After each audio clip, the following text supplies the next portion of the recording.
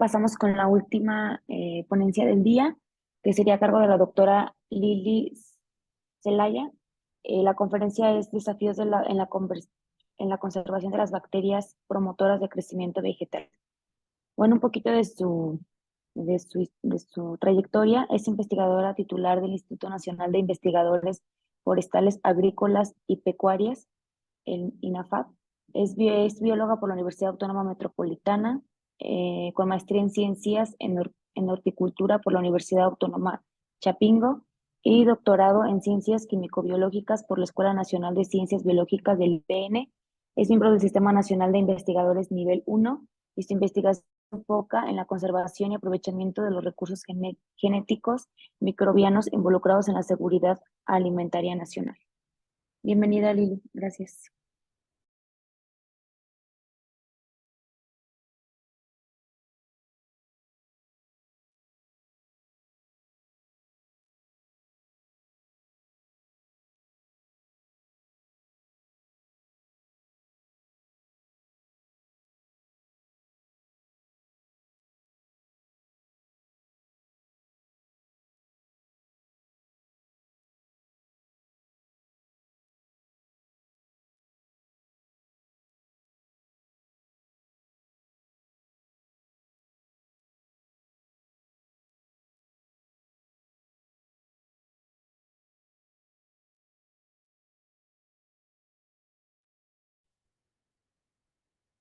Buenas tardes. Quería ver si me escucho. Sí, ¿verdad?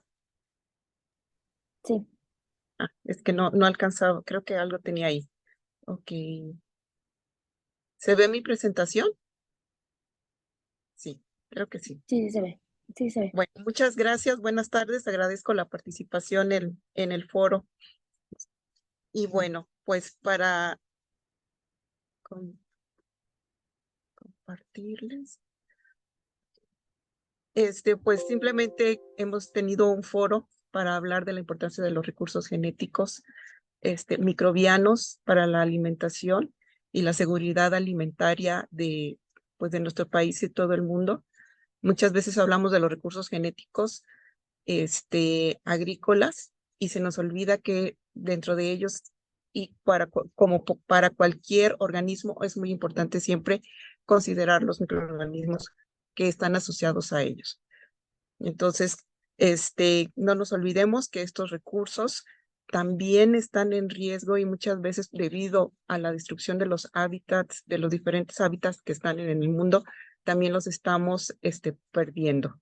Y bueno, dentro de los recursos genéticos microbianos, obviamente consideramos a todos los organismos benéficos,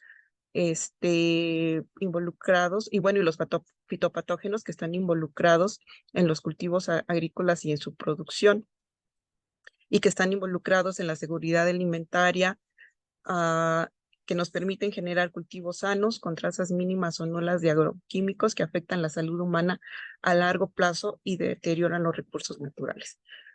Cuando hablamos de ese tipo de recursos genéticos, y específicamente en plantas, nos enfocamos mucho hacia los que están habitando la rizósfera, pero como comenté, como cualquier organismo que vive en este planeta, hay una infinidad de organismos, de microorganismos que están asociados a la endósfera, a la parte interna de la planta, tanto en la raíz como en la parte aérea, y obviamente a la filósfera, sobre la superficie de las plantas, tanto hojas, tallos, ramas, que, bueno, el doctor Ramos comentó acerca de este tipo de microorganismos, levaduras en la filósfera de maíz.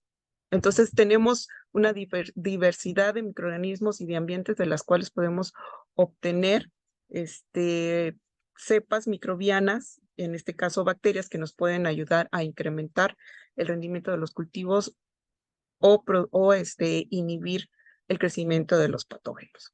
Cuando nosotros aislamos cepas, muchas veces nos olvidamos que al igual que estamos aislando aquellos que son endófitos, obviamente también estamos aislando aquellos que podríamos considerar parásitos o que pueden ocasionar daños a las plantas, pero también podemos estar aislando antagonistas o aquellos que generan una simbiosis explotativa. Esto es, que pueden generar un beneficio para la planta, pero un daño a los microorganismos. Y esos son conceptos que luego se nos olvida. Pero a la hora de aislar, ¿qué es lo que aislamos?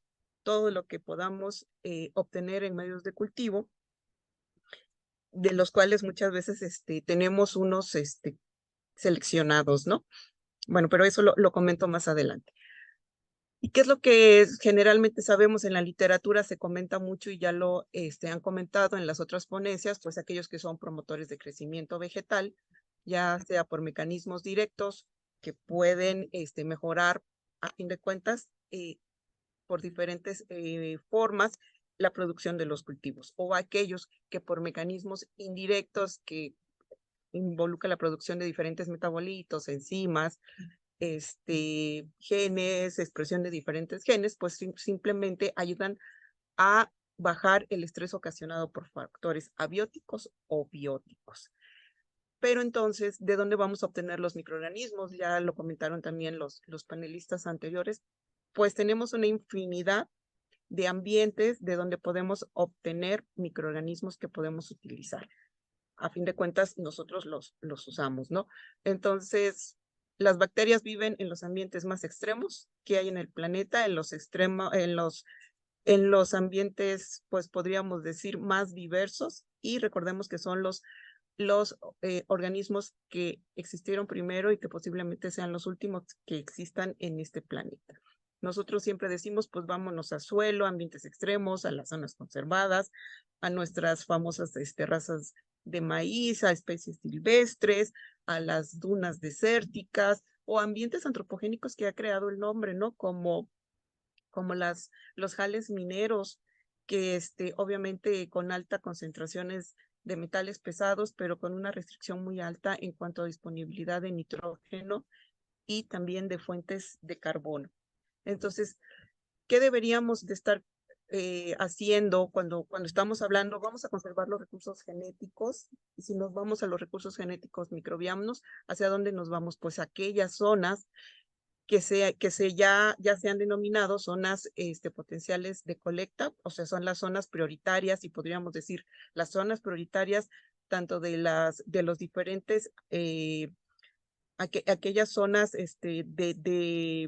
representativas de los diferentes tipos de vegetación que existen en México, como pues se puede ver aquí en el mapa, o las regiones marinas también son riquísimas en todo este tipo de recursos genéticos microbianos. Tenemos una gran amplitud de diferentes ambientes donde podríamos hacer colectas, pero bueno, ese es un gran potencial que tenemos. O si no, pues como comentó el doctor Sergio, vámonos hacia las zonas principalmente productoras de los cultivos básicos, como obviamente frijol, que se presenta en muchas partes del país, o de maíz, ¿no?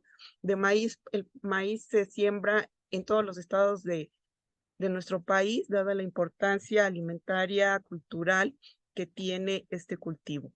Nosotros específicamente, que estamos en Jalisco, pues nos hemos dedicado a colectar cepas microbianas de la zona productora de maíz de la región de los Altos de Jalisco. Aquí ven en la foto cómo hemos ido a diferentes parcelas en diferentes municipios. Y bueno, con técnicas de secuenciación masiva, pues hemos podido ver cuál es la distribución que tenemos de los principales grupos en la región de los Altos de Jalisco. Resultados muy importantes que además nos va a permitir hacer una colecta más dirigida hacia estas zonas.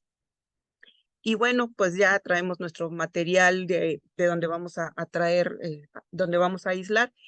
¿Y qué tenemos que hacer? Pues obviamente, dependiendo de dónde vamos a trabajar, de si es en la endósfera, en la filósfera, en la rizósfera, pues empezar a procesar, empezar a obtener medios, cultivos puros a partir de los aislamientos. Muchas veces este es un punto crítico, porque nosotros muchos nos casamos con cierto tipo de medios, pero estamos hablando de que estamos obteniendo microorganismos de diferentes ambientes, y nosotros por ejemplo, nos casamos con los medios que siempre dicen que la fuente de carbono es glucosa, es dextrosa o es sacarosa, o la fuente de nitrógeno es un, no sé, un sulfato de amonio o diferente, o cosas muy específicas. Pero ¿qué estamos haciendo? Estamos restringiendo mucho nuestros aislamientos, porque no todos los microorganismos van a utilizar esas fuentes de nitrógeno o de carbono o de energía o de sales minerales. Entonces, yo creo que para este tipo de microorganismos nosotros deberíamos de tener una amplia gama de, de medios de cultivo para obtener los microorganismos que queremos. Muchas veces dicen microorganismos no cultivables. Pues no es que no se cultiven, es que no sabemos cuáles son las condiciones que requieren para que los podamos cultivar. Y generalmente pues hacemos diluciones cereales y empezamos a obtener empezamos a obtener crecimientos. ¿Y qué es otro punto clave que tenemos que tener en cuenta aquí? Obtención de cultivos puros. Si no partimos todos nuestros estudios de cultivos puros, entonces, pues, ¿con qué estamos trabajando? Estos son los recursos potenciales que tenemos para el desarrollo de los bioproductos. Obviamente, pues la caracterización, todo esto es microbiología básica, descripción, cómo es el microorganismo, cómo son sus colonias, cómo son, si son bacilos, si son cocos, todo eso es súper importante, si son gram positivos, si son gram negativos. Esa es microbiología básica que siempre tenemos que cumplir para los microorganismos que a nosotros nos interesan. Y a partir de aquí, entonces sí, ¿qué vamos a hacerla? Caracterizarla en medios, caracterizarla directamente en las plantas, o empezar a ver también los diferentes métodos de conservación que existen para poderla conservar. Obviamente, pues lo tradicional, los medios de caracterización que siempre existen, los turbisadores, productores de sideróforos, usar medios para su caracterización, usar placas de cultivo de diferentes pozos de 96 es lo más común, y empezar a hacer cinéticas, utilización de diferentes fuentes de carbono o de producción de enzimas o de producción de fitohormonas, que también es algo muy evaluado. Ahora, ¿y cómo los vamos a evaluar? ¿Qué vamos a hacer primero? O los evaluamos en los medios y dado, como se comenta, dado la capacidad restrictiva que hay para caracterizar todo el potencial que tiene una cepa, ¿qué queremos? Primero, evaluarla directamente en planta con alguna restricción, como no sé, fijación de nitrógeno o inhibición de algún patógeno, o seleccionar aquellas que según nuestras pruebas de laboratorio se supone que son las mejores. No sé, ahí es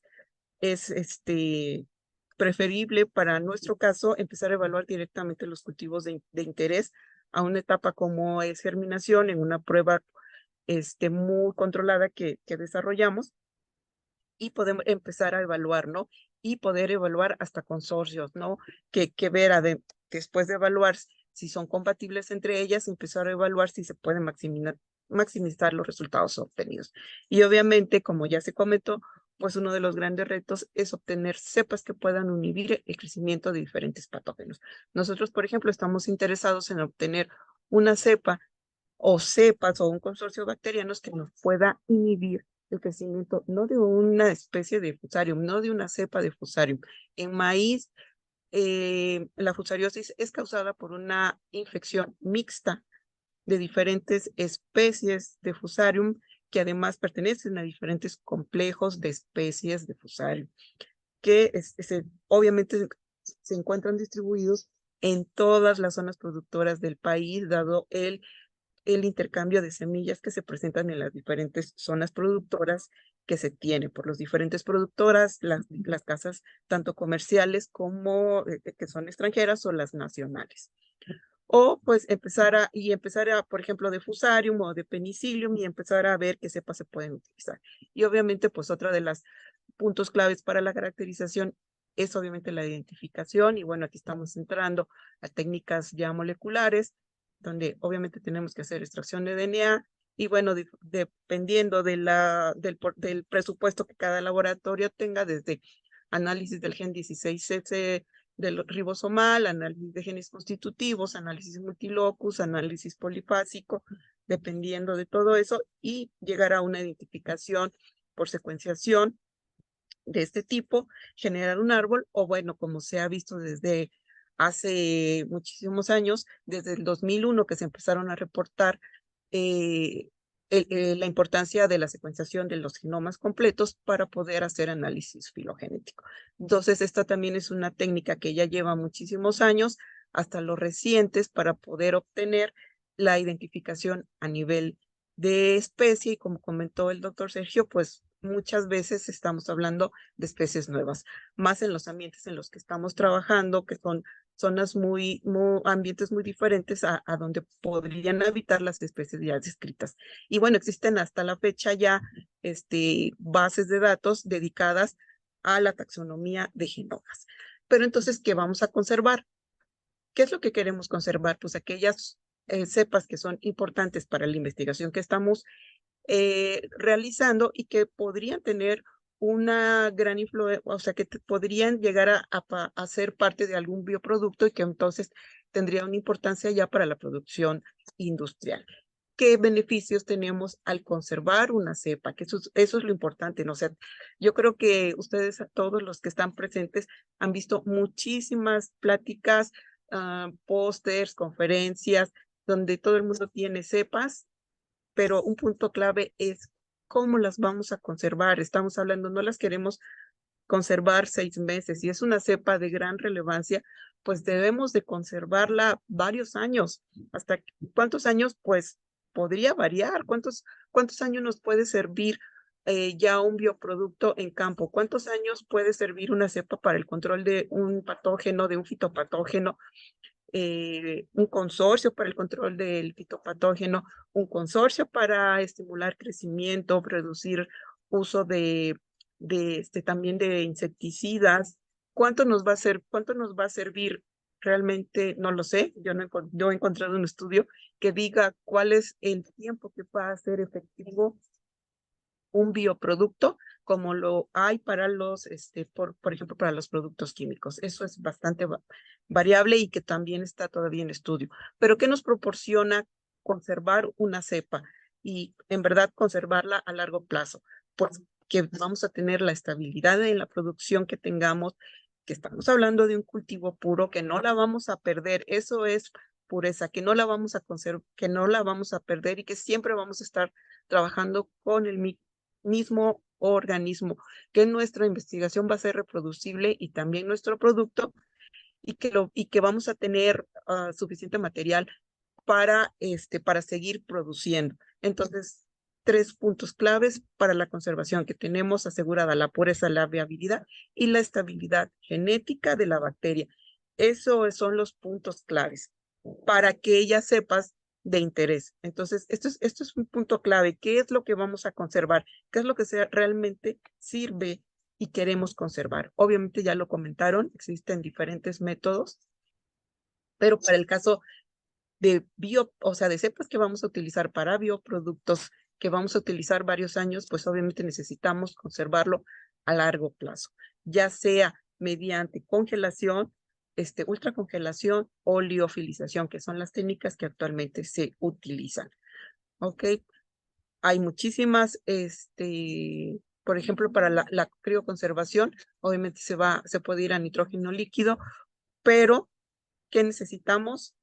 Evaluar los agentes crioprotectores y también el material que se va a utilizar. Es algo que la mayoría de las investigaciones nunca describe y que hay poca información sobre eso. ¿Qué agente, qué crioprotector vas a usar y qué criotubo vas a usar? ¿Qué tipo, de qué tamaño, cuánto tiempo? ¿Cómo va a ser el proceso? Es algo que casi no se estudia.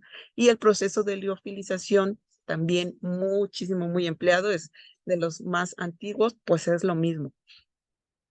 ¿Cómo se va a utilizar? ¿Qué soporte va a llevar? ¿Qué tipo de liofilizadora tenemos y cómo se haría el proceso? Asegurarnos que vamos a tener esto: pureza, viabilidad y estabilidad. Ahora, hablando de bacterias, uno de los reportes más antiguos que existe es de 1978. Y así como dice, ¿no? Un método simple para almacenamiento de bacterias a -176 grados. Obviamente, todas estas primeras estudios se hicieron ¿para qué? Para la conservación de cepas patógenos para los humanos y muchas veces pues para su estudio o para la generación de vacunas. Entonces, si se fijan, pues eso lo seguimos haciendo, almacenamiento menos 76 grados centígrados. Y cuando uno se pone a ver y se pone a buscar qué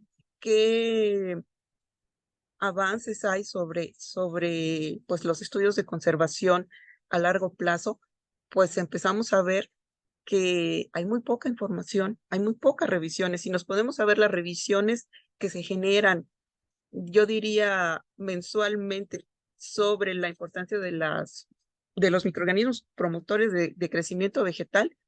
Yo creo que son miles al mes. Ustedes busquen revisiones sobre procesos de conservación a largo plazo de microorganismos, son muy pocos.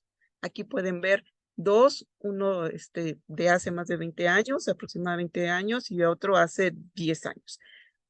Y obviamente enfocados a la conservación de microorganismos patógenos.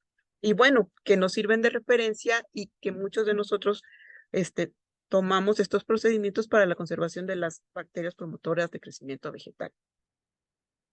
Estos estudios, por ejemplo, estos estudios de hace más de 20 y 10 años, están ya tomando los métodos de liofilización y también de congelación. También estos dos son muy importantes, pero enfocados a la conservación de patógenos de humanos. Estos también están enfocados a la conservación de patógenos de humanos, pero ¿cuál es lo importante? Que están ya mejorando los criopreservadores y están desarrollando métodos que ellos consideran no convencionales, porque están interviniendo ya otras variables que están evaluando para ver cómo se afectan los microorganismos al ser congelados. Ninguno de ellos está evaluando, como comentó el doctor Fernando Chávez hace rato, ninguno de ellos hace evaluación de envejecimiento acelerado.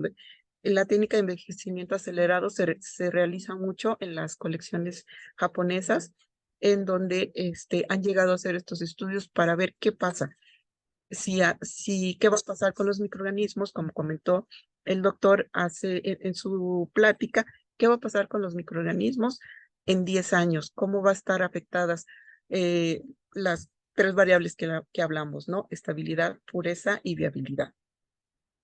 Seguimos con métodos innovadores. Estos son bastante, bueno, también hace aproximadamente 20 años, específicamente para cepas, o sea, ya no es todos los patógenos, ahora están evaluando especies, o sea, específicamente ciertas especies, Escherichia coli, siempre evaluada, y otro patógeno que tenemos, Campylobacter jejuni.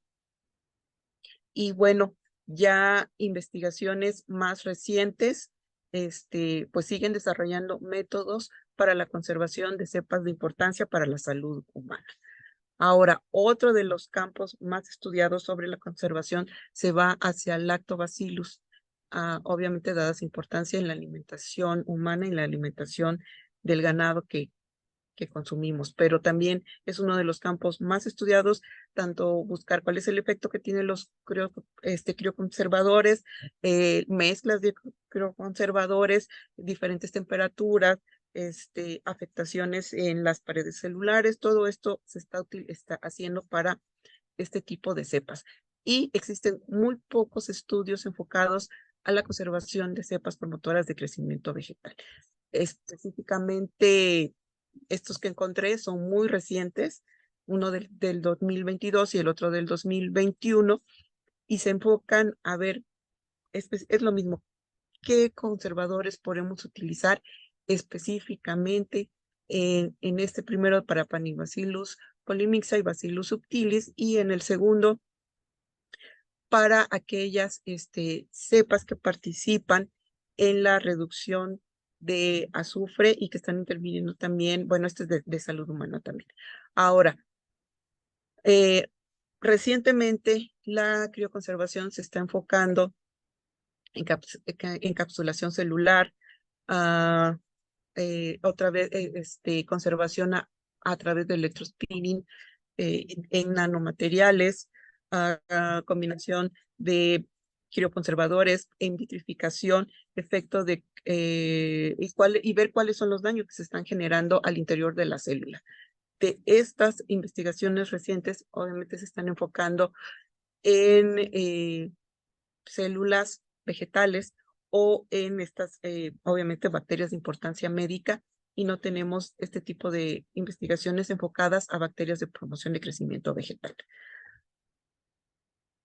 Otro estudio se enfoca hacia cepas de Mesorhizobium y específicamente dicen que el mejor crioprotector que encontraron en estas tres cepas evaluadas es el glicerol. Otra nos dice, enfocada para Pseudomonas putida,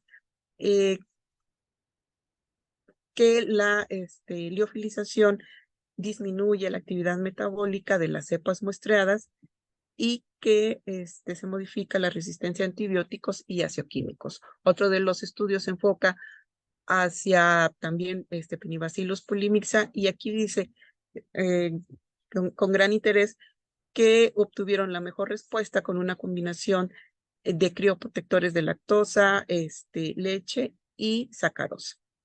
Este estudio es muy reciente y aquí están innovando con el desarrollo de un proceso para utilizar partículas de arcilla para la conservación de Bacillus, Sinorhizobium y Saccharomyces como promotores de crecimiento vegetal. Y bueno, por mi parte sería todo. Muchas gracias.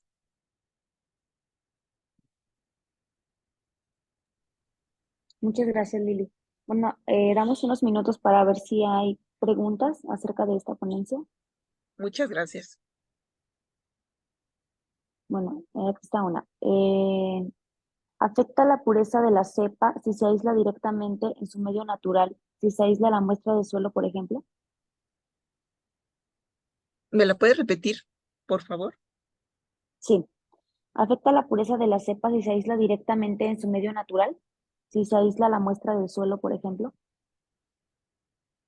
Bueno, el suelo es un medio natural, no sé a qué se refiere con medio natural, pero de donde aislemos la cepa de la fuente biológica que provenga, o puede ser una fuerte, o sea, podemos obtener también microorganismos de otro tipo de fuentes no orgánicas, de materiales, también se aíslan. Un cultivo puro, más bien lo que afecta es el medio en que lo aíslas. ¿Qué tipo de medio vas a utilizar para el aislamiento de la cepa? ¿O qué medios vas a utilizar? ¿Qué quieres aislar? ¿Qué tipo de cepas? ¿Sobre qué funciones vas para poder aislar microorganismos? O si estás interesado en aislar la diversidad cultivable, pues entonces tenemos que emplear un gran número de diferentes medios de cultivo.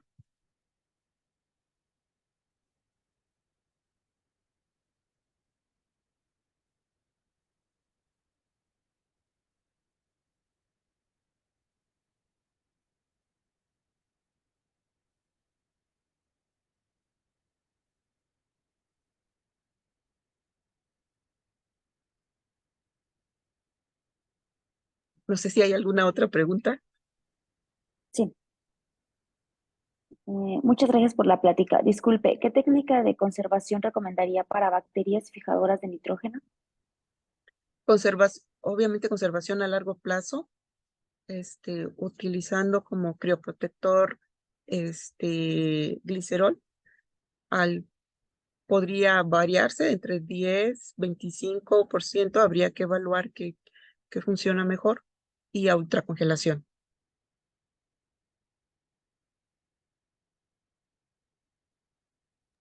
Gracias, Lili. Bueno, creo que son todas las preguntas. Muchas gracias por la ponencia. Bueno, ya con esta terminaríamos. Faltó la de Maricel, la de la doctora Maricel, pero ella como está en Cuba, tuvo problemas de conexión, pero nos mandó su ponencia en video, entonces la vamos a subir a nuestro canal de YouTube, junto con todas las demás que se hicieron el día de hoy. Bueno, muchas gracias a todos los panelistas por haber participado, igual a los asistentes por la participación y por estar aquí en cada una de las pláticas. Gracias por haber asistido y pues ya nos vemos el próximo año en el tercer foro. Muchas gracias.